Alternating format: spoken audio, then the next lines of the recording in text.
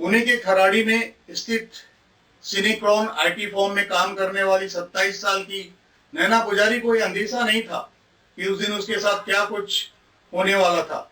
Welcome back to my channel, मैं ओपी सिंह। रोज की तरह 7 अक्टूबर 2009 को नैना पुजारी अपना ऑफिस का काम निपटा के बाहर आई, जहां पे कंपनी की गाड़ी उसे घर तक ड्रॉप करने वाली थी। गाड़ी में योगेश राउत ड्राइवर और राजेश चौधरी वॉचमैन बैठे हुए थे। नैना गाड़ी में बैठ जाती है, लेकिन कार उसके घर की तरफ जाने की बजाय राय गुरुनगर की तरफ मुड़ जाती है। रास्ते में योगेश राउत अपने 2 और साथियों को पिकअप करता है।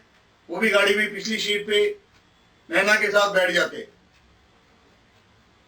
और चलती हुई गाड़ी में नैना के साथ दुष्कर्म करते हैं।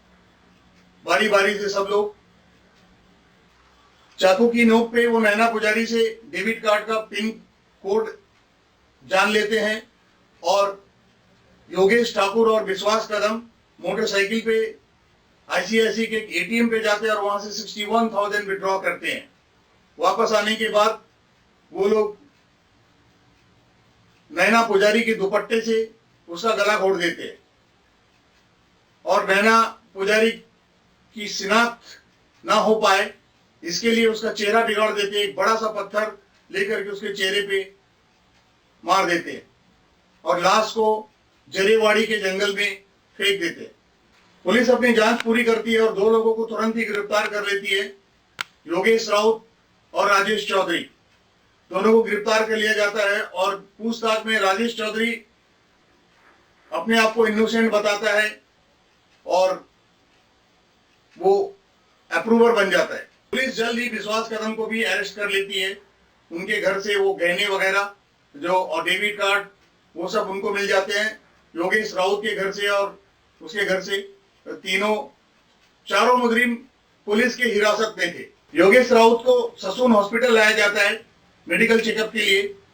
वहां वो टॉयलेट जाना चाहता है। पुलिस वाले इसका हैंडकप खोल देते हैं, लेकिन उसके साथ कोई पुलिसकर्मी जाता नहीं है टॉयलेट में और वो टॉयलेट से फरार हो जाता है।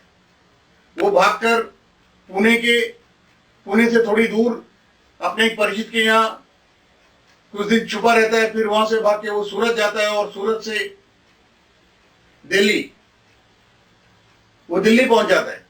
दिल्ली में वो अपना नाम बदली कर लेता है और एक लॉन्ड्री शॉप पे काम करता है।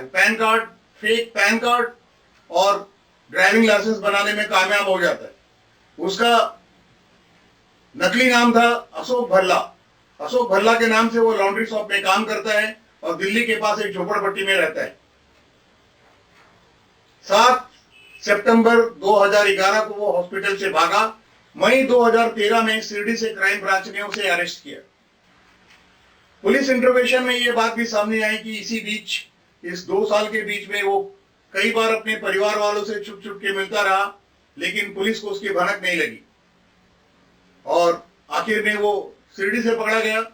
और जब वो पुलिस कमिश्नर के पास पुणे में लाया गया तो उसके चेहरे पे कोई अफसोस नहीं था रेप और मर्डर करने का। और इन्वेस्टिगेशन के दौरान उसने ये भी बताया कि कुछ महीने पहले उसने एक सब्जी वाली महिला के साथ 22 साल की महिला के साथ में ऐसा ही किया था, रेप और मर्डर, और उसमें पकड़ा नहीं गया था। क्योंकि राजेश चौधरी अप्रूवर बन गया था, अदालत ने इस केस को रेयरेस्ट ऑफ रेयर माना और तीनों अभियुक्तों को फांसी की सजा 9 मई 2017 को सुनाई।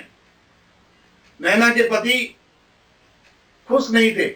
उनका कहना था फास्ट ट्रैक कोर्ट में भी इस केस को हल करने के लिए 7 साल लग गए।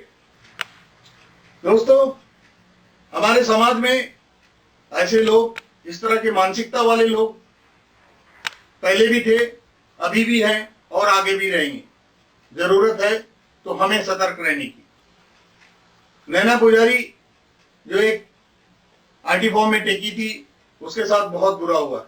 उसने कभी सपने में नहीं सोचा था कि ये सब कुछ उसके साथ होने वाला था। Okay friends, please like, share and subscribe. Thank you for watching.